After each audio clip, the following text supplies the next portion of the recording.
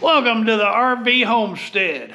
Sure appreciate you stopping by, and of course, you got here just in time. That's right, just in time for us to do some more cast iron cooking.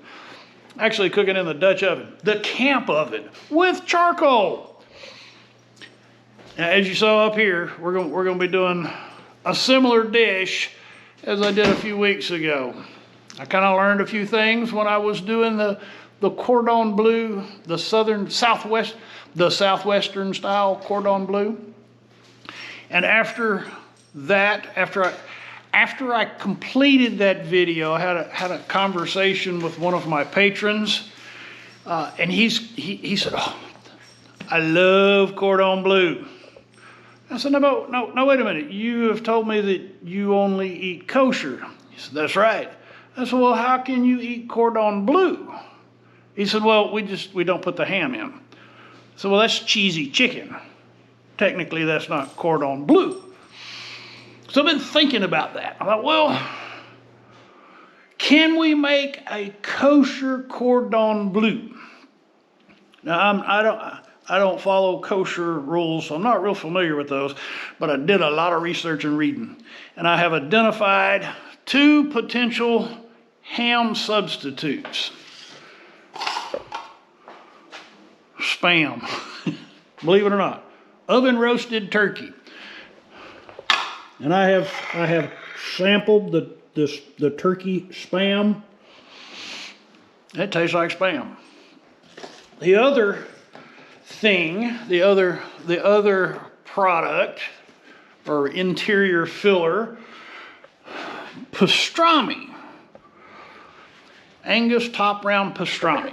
So in this video, we're gonna do a remake of the Southwest style cordon bleu, but kosher.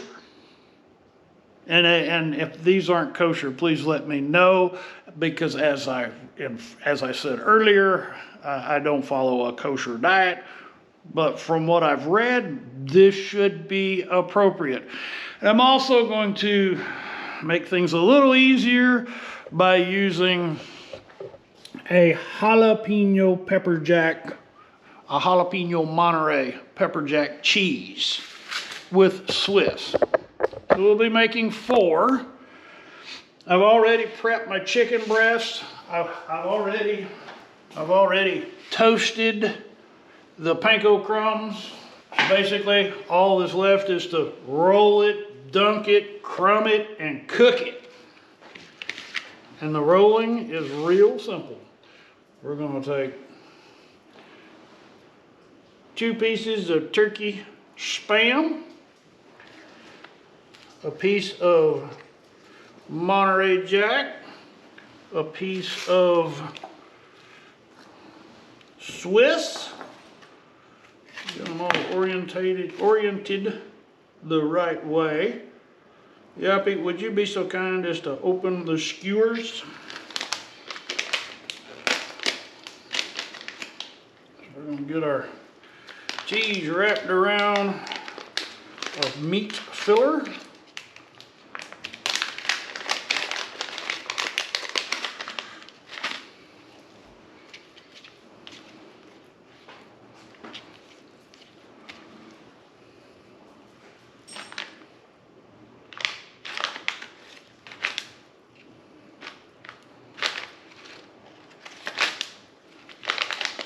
You're going to have some way to identify which is which.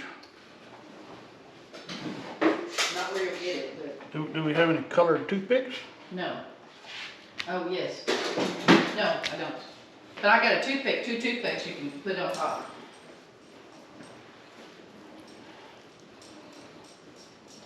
I thought I had prepped all 4 of my chicken breasts. I was wrong. So all I'm doing is butterflying the chicken breast.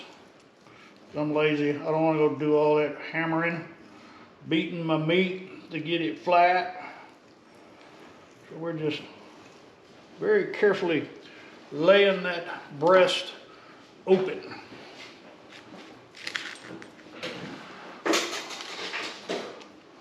Put our cheese, our turkey spam, roll it up. Uh-oh. I made a mess of it. That's all right. I have a solution to fix that. So that's the same items right there, those two, right? Correct. So I'm just putting orange on the tip here. You're not gonna stick it in there, so this'll do it. Would you be so kind as to get me some cooking twine? I don't know where it is. It's right down there. Okay. I need 3 pieces that are about 12 inches long.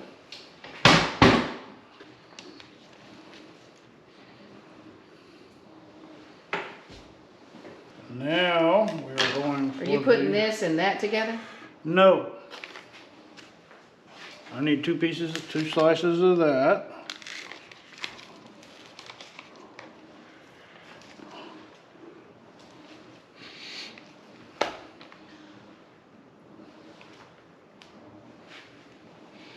Oh, so you're doing one of each?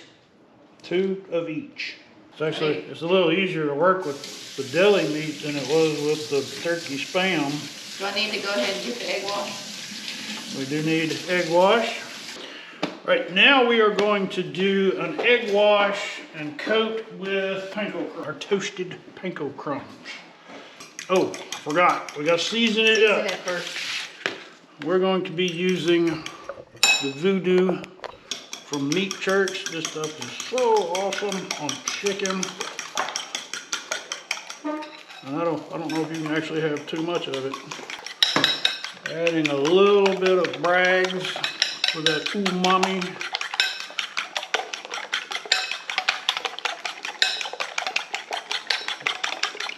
The way I did it last time was I mixed the seasoning into the egg wash. This time I'm putting it straight on the meat.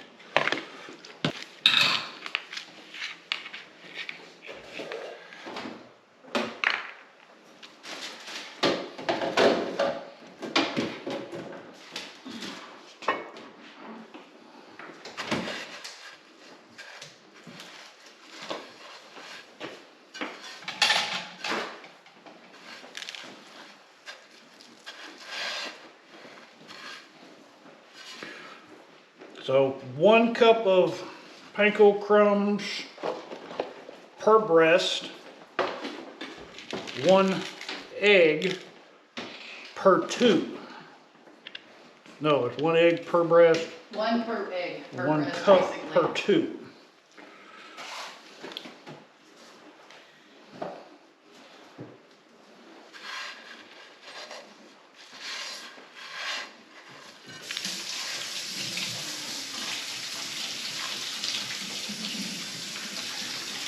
You want enough panko? You should. I think it's gonna be just enough. Got away with 3 eggs. I don't get it. All right.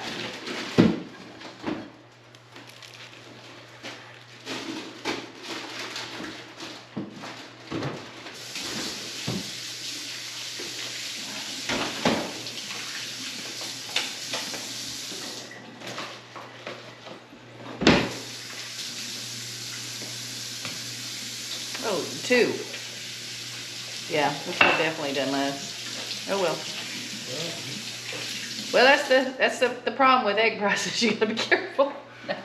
Oh. All right.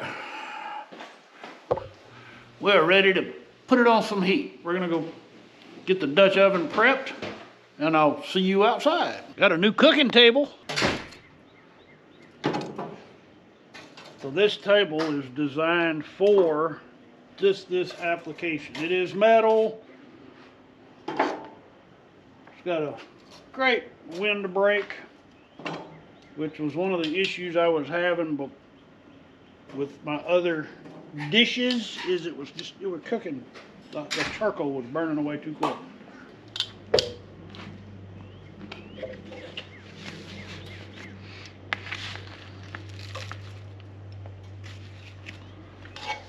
I'm just trying to help you.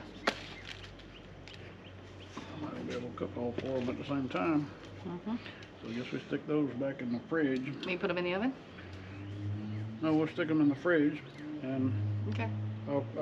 I'll get more charcoal going and get the other Dutch oven, Okay. You want me to go find the other one? the small Dutch oven. Okay. So my calculations were wrong. Can you put it in the big one? That's for biscuits. Oh, that's right. We'll be doing biscuits here in a little bit. That's right, I said I was gonna be cooking biscuits. My first homemade biscuit cook. Make sure you click subscribe.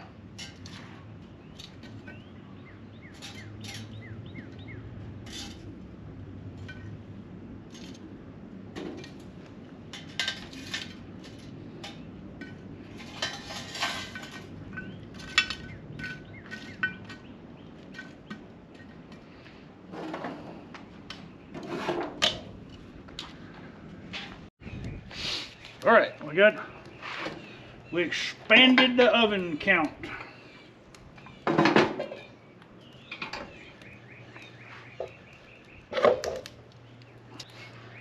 We should have warmed that up, but for some reason I thought I could fit them all in the bigger one, but not today.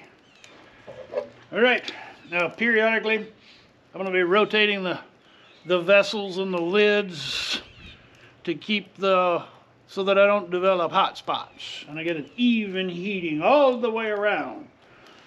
Probably going to take us, since that's a cold oven, it's probably going to take a little longer than normal, but it's typically, if you've got a hot vessel, it'll be about half an hour.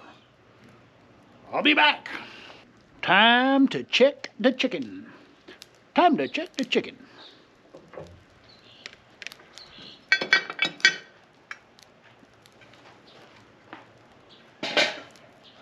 Oh, you gotta see this. You gotta see that. Look how beautiful that is. Smells good too. 162. Ooh, 172. Ooh, we're done. That chicken be done.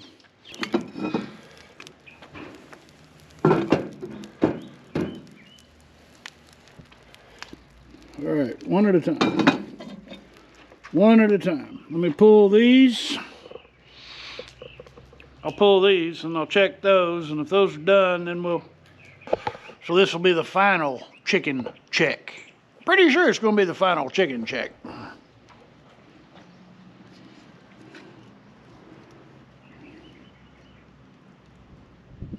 $163, $172. We're done. All right, it is taste testing time.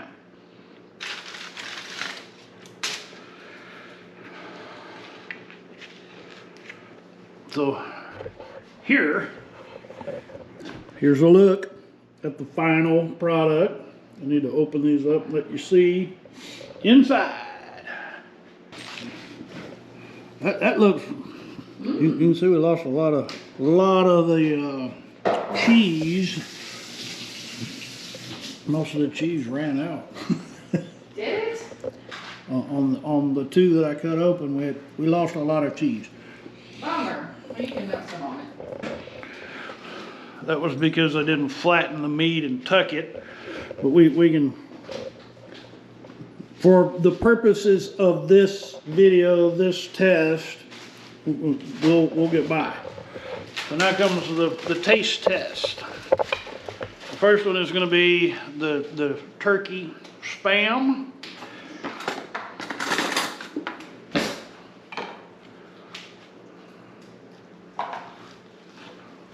The dog said, I wish that we would give them some, but you can't. Is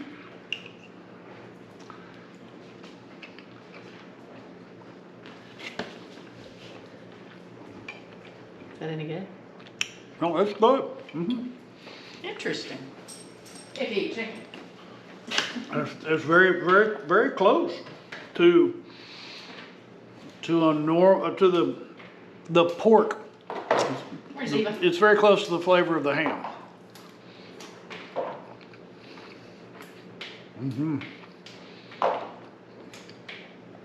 That's good stuff. Surprisingly enough, I'm not a big Spam eater, and that's pretty good stuff. So let's try contestant number 2.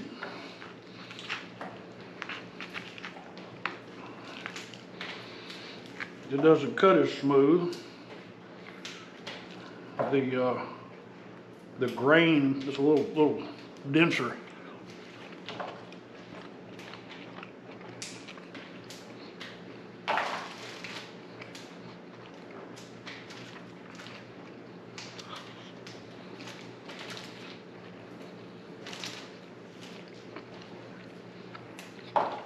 That's really good too.